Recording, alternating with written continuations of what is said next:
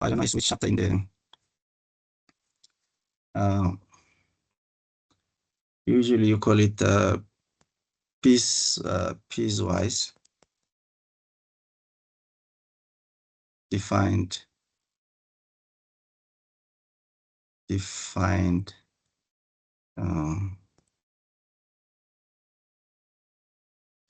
defined functions. Piecewise defined functions, yeah. Maybe a piecewise defined function is a function where the formula changes on different part of the domain, and that's why they are called piecewise. So basically, if you want it as a definition, means that is a function, is there a type of function where the function changes on a different part of the domain. So which means that the domain will be cut in so many different pieces, and then on every piece of that domain, you have a different function. So let's take, I think it's easy to take an example for this case. As an example, let me take, let's say, a function f of x given by, let's say, 2 for x, let's say, less than 0. In fact, let me take less or equal to 0. And then let's say it's equal to x for x, let's say, greater than 0. So I'm taking 0 to, let's say, 2. And then let's take, let's say, x squared minus 1 for, let's say, x greater or equal to 2. So this is what they call piecewise. So you see the difference where I wrote f of x equal to 2 if x is less or equal to 0. In the next one, f of x will be equal to x if x is strictly greater than 0 but is strictly less than 2. Now here, if the first one where x is strictly less or equal to 0, I made it strictly, then the second one I'm going to make it 0 less or equal to x. If I make the one where x is between 0 and 2, so instead of strictly less than 2, if I make it less or equal to 2, then in the next one where I wrote x squared minus 1, x will not be actually greater or equal to, but it will be just strictly greater than 2. So you see, another way of writing this same function, I can just say, someone can actually also write it like this: 2 if x is less than 0, equal to x if 0 less or equal to x less than 2 or less or equal to 2, and then x squared minus 1 if x is strictly greater than 2. So this is also a piecewise defined function.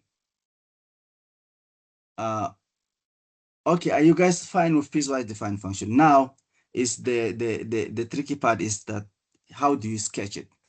So to sketch it, you just, again, as usual, you have your XY plane. So if X is here, let's say Y is somewhere there.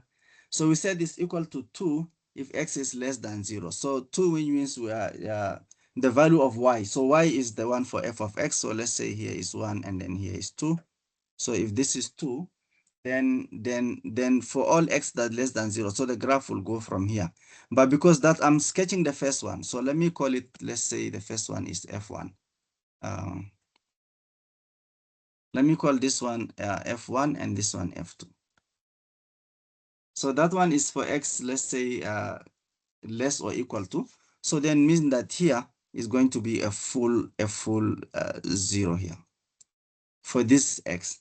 Now we said on the next one is equal to x when x is in between 0 and 2. So I'll first put a 0 here, and then let's say 2 is here. I'm going to put a 0 here.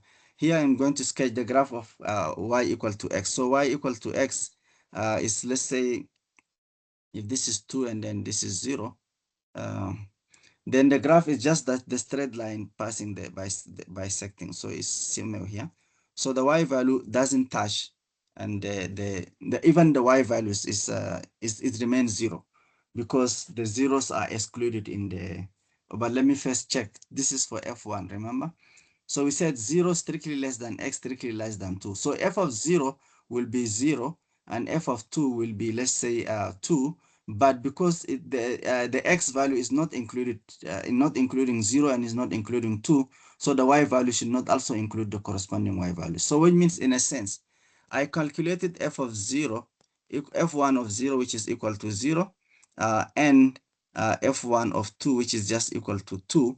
somehow I try to mimic it. It's not equal, but I try to get the y value that is closer to that. So then then because they are not included in the domain in the part for the x, then I remove them also in the part for y. Then I look at the last one, which is x squared minus 1.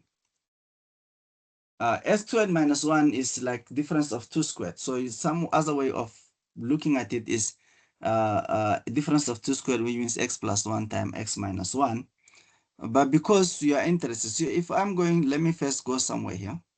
If I'm going to sketch that graph by sphere before I come, so you see x squared. In fact, even before this, I need to, this is what we're looking for. This I said is a difference of 2 squares, x plus 1 times x minus 1, or you write it as x minus 1 times x plus 1. It doesn't matter which one first.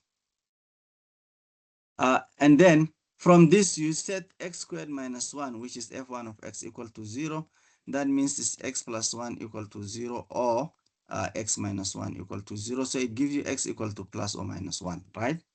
So that is give you the intercept first. So it means that if that's the intercept, so is x equal to plus or minus 1. Minus 1, let's say, is somewhere here. And then let's say 1 is somewhere here, right? So those are the intercepts. First of all, I'm going to just try to mimic the graph first. But then the graph is coming from the graph of x squared. So when x is 0, the next intercept is minus 1. So let's say minus 1 is here, right? But x0 is not included in our graph. So we're only interested. So the normal graph is supposed to be like this. That's the normal graph. However, I'm going to calculate, let's say f1 of 3 to see where will my graph start. f1 of 3, it will be 3 squared minus 1, which is 9 minus 1, which is just 8. So that's giving me that f1 is 8. So let's say 8 is somewhere here. So f of, and then let's say 3 is somewhere there. So at 8, okay, so let's say Sir, 8 is here. Yes. Have I passed the sir, 8 minutes? sorry, sir, your 7 minutes is up. I was timing you. Oh, thank you so much. Okay, let's